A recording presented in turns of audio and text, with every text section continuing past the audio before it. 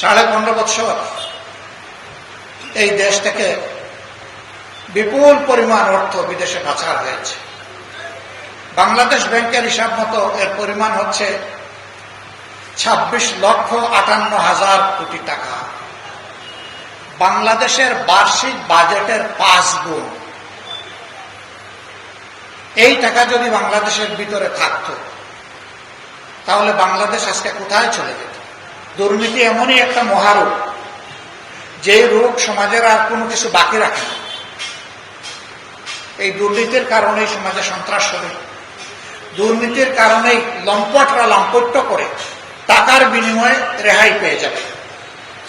দুর্নীতির কারণে নিরীহ মানুষকে স্লটার করে জবাই করার পরে সে বেঁচে যাবে তার টাকা পয়সা দিয়ে।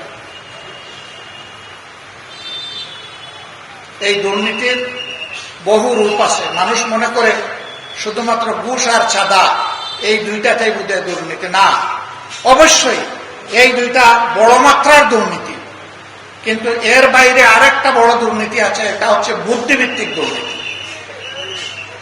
বুদ্ধি দিয়ে জনগণকে ঠকিয়ে, জনগণকে ঠেকিয়ে নিজের কপাল গড়ার বুদ্ধি। এটা তারাই করতে পারে সত্যিকার অর্থে দেশ এবং জনগণের প্রতি যাদের দায়বদ্ধতা নাই, ভালোবাসা নাই, মায়া নাই।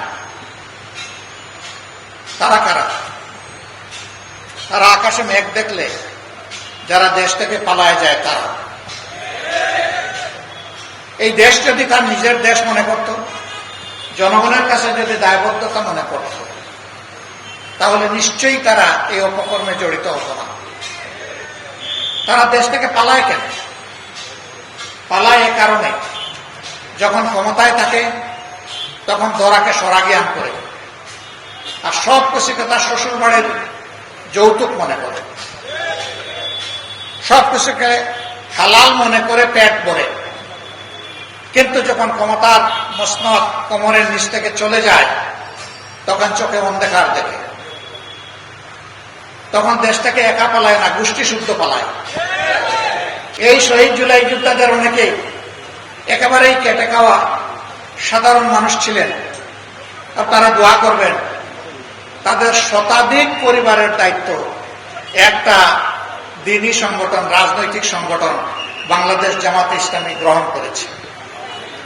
মাসের 1 তারিখ তাদের দেওয়া অ্যাকাউন্ট অনুযায়ী তাদের অভিভাবক জীবনে বেঁচে থাকা অবস্থায় যে রুজি হতো তার চাইতে সামান্য আরো একটু যোগ করে তাদের অ্যাকাউন্টে 1 তারিখ সেটা পাঠিয়ে দেওয়া হয়।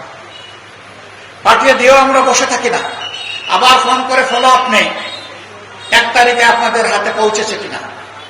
কোন মাসে 1 তারিখে যদি দেখি আমরা আশঙ্কা, তার আগের দিন পাঠিয়ে দেওয়ার চেষ্টা করি। আমরা ধন্যবাদ জানাই আমাদের এই ভেঞ্চারে, এই আয়োজনে অনেকে এগিয়ে এসেছেন, এগিয়ে এসে বলেছেন আপনারা অনেক কিছু করছেন, এই পরিবারটা আমাকে দান করে দেন, তাদের দায়িত্ব আমি নেব। আমরা আসলেই তাদের কাছে ঋণী। আমরা খুশি মনে তাদের হাতে ছেড়ে দিয়েছি, কিন্তু ওইটারও আমরা খবর নেই যে ছেড়ে দেওয়ার পরে তারা কেমন চলছে। নারায়ণগঞ্জের সাইনবোর্ড এলাকায় সুমাইয়া নামের এক বোন, সে বারান্দায় দাঁড়িয়ে 4 তারিখ দৃশ্য দেখছিল কি হয়। ঠিক এই অবস্থায় আকাশ থেকে গুলি এসে তাকে এফুড় এফুড় করে, কুলে 2.5 মাসের বাচ্চা ছিল, বাচ্চা ছিটকে পড়ে গেছে, মা সাথে সাথে দুনিয়া থেকে চলে গেছে। সুমাইয়ার মেয়ে সুবাইতা, আমি তাকে দেখে খুবই খারাপ লাগলো। আমি বললাম যে মেয়েটা আমাদেরকে দান করে দেন। পরিবারের সদস্যরা বললো আমরা শান্তিতে থাকবো যদি এই মেয়েকে আপনাদের কাছে দান করে দিতে পারি। আলহামদুলিল্লাহ, তারা দান করে দিল। ঢাকার এক বিশিষ্ট শিল্পপতি, আল্লাহ যাকে ছেলে মেয়ে কিছুই দেননি, তিনি খবর পেলেন, তিনি ওই পরিবারে ছুটে গেলেন, মেয়েটা নিতে চাইলেন। তারা বলল এ মেয়ের মালিক আমরা নই, এ মেয়ের অভিভাবক জামাত ইসলাম। আমরা সবাইকে সম্মান করি। 10 মাসের শিশু তুলে নিয়ে যে মা উত্তরার রাস্তায় সেদিন নেমে পড়েছিলেন, তাকে থেকে শুরু করে 82 বছরের বৃদ্ধ পর্যন্ত রাস্তায় এসে যারা প্রতিবাদ করেছেন, এই লড়াইকে জোরদার করেছেন, ফ্যাসিবাদের পতন নিশ্চিত করেছেন, আমরা মনে করি তারা সকলেই মাস্টারমাইন্ড। আমরা এভাবেই বাংলাদেশের জনগণকে অভিনন্দন জানাই। বন্ধুগণ, অবশ্যই দেশকে সুশৃঙ্খল অবস্থায় আনতে হলে আমাদের একটা কার্যকর নির্বাচন লাগবে। সেই নির্বাচনটা আমরা আশা করছি আগামী বছরের প্রথম দিকে ইনশাল্লাহ অনুষ্ঠিত হবে। কিন্তু সেই নির্বাচনটা কেমন চাই?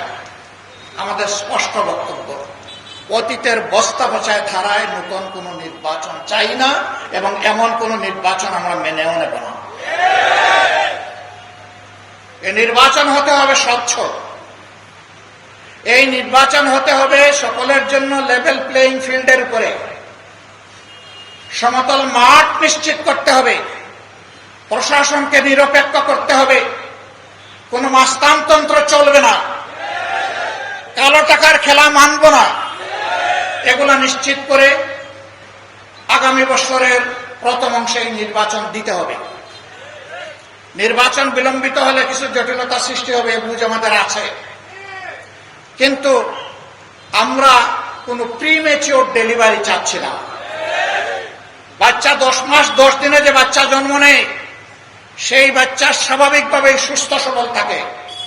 6 মাসের মাথায় বাচ্চা জন্ম নেয়, তাকে ইনকিউবেটরে রাখতে হয়, ওই বাচ্চা সারা জীবন দুর্বল থাকে। আমরা এরকম কোন দুর্বল নির্বাচন এবং দুর্বল গণতন্ত্র চাই না। আমরা গণতন্ত্র এবং নির্বাচনকে তার মজবুত পিলারের উপর দেখতে চাই।